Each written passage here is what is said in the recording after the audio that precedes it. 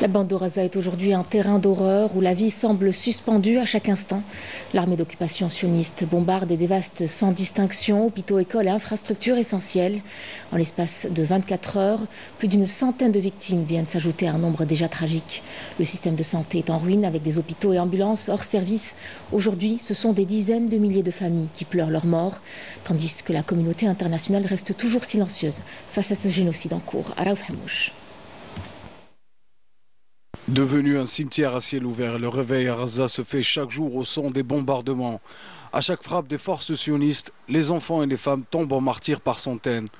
L'odeur de la mort des corps en décomposition est partout.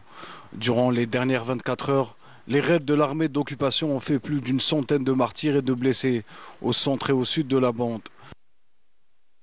Les mots viennent à manquer pour décrire l'horreur vécue au quotidien par les habitants de Gaza depuis que l'entité sioniste bombarde l'enclave palestinienne sans relâche.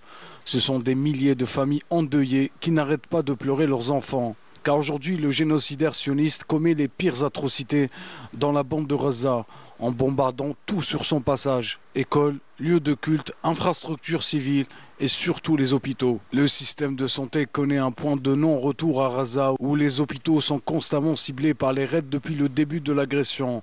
Selon les rapports des institutions internationales des droits de l'homme et de la santé, 136 frappes sionistes ont ciblé au moins 27 hôpitaux et 12 autres établissements médicaux, causant des pertes considérables. 53% des hôpitaux ne sont plus opérationnels. Parmi les 138 centres de santé de premier secours, seuls 6 fonctionnent pleinement et 130 ambulances ont été endommagées. 1057 membres du personnel soignant ont été tués. Plus de 14 000 patients nécessitent une évacuation médicale urgente à l'étranger. Un bilan qui fait froid dans le dos. Il n'existe aucun endroit sûr à Gaza. Les frappes aveugles ne distinguent pas les jeunes des vieux, les enfants des adultes, les hommes des femmes. Un génocide perpétré sous les yeux du monde entier qui se complaît dans une inertie insolente. Aujourd'hui, chaque Gazaoui est conscient d'être une cible potentielle dans cette tragédie sans fin.